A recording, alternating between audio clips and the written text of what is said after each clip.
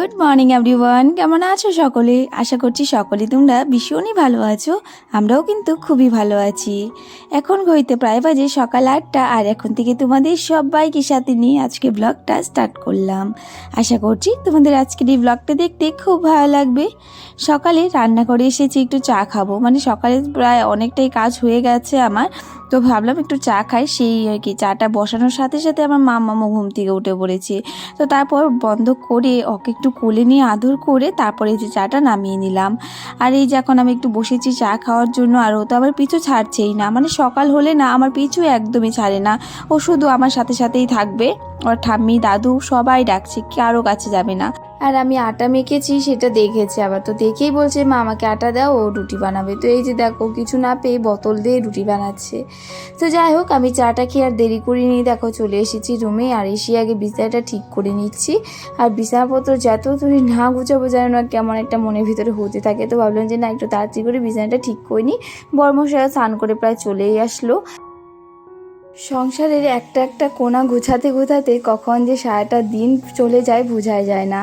হয়তো কেউ ভাবে যে হ্যাঁ, সারাটা দিন তো ঘরেই থাকি, কী করি, কিন্তু সত্যি কথা বলতে আমরা যে হাউস ওয়াইফ না, আমাদের কিন্তু অনেক কাজ থাকে। একটা কোণা কোণায় কী আছে সেই সব ভালো করে গুছিয়ে রাখতে হয়। সংসারে থাকলে সমস্ত কিছু দেখে শুনে রাখতে হয়, সবাইকে ভালোবাসতে হয়, সবাইকে দেখে রাখতে হয়, আর সবার পছন্দ মতো খাওয়াটাও তো বানাতে হয়, তাই না বলো? তো এইসব কাজ করতে করতে যে কখন যে আমরা আমাদেরকে ভুলে যাই বোঝাই যায় না।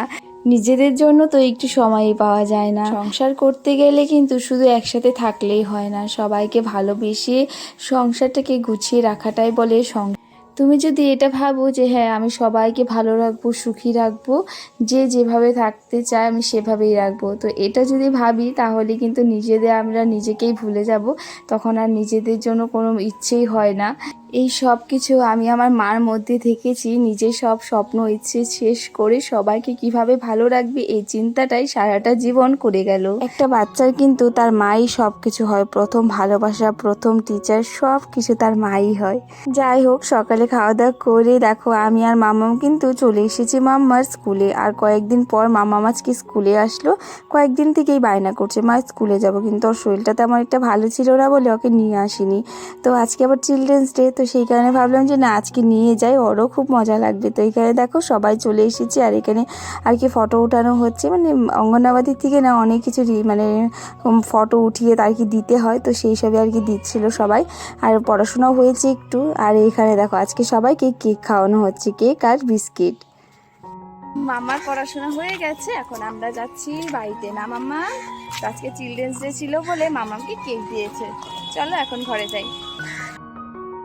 তো বাড়িতে এসে দেখো আমি গ্লাস নিয়ে হাজির, কারণ এখানে দেখো মা নারিকেল ফাটিয়েছে। আমার না বেশ ভালো লাগে নারিকেলের জল।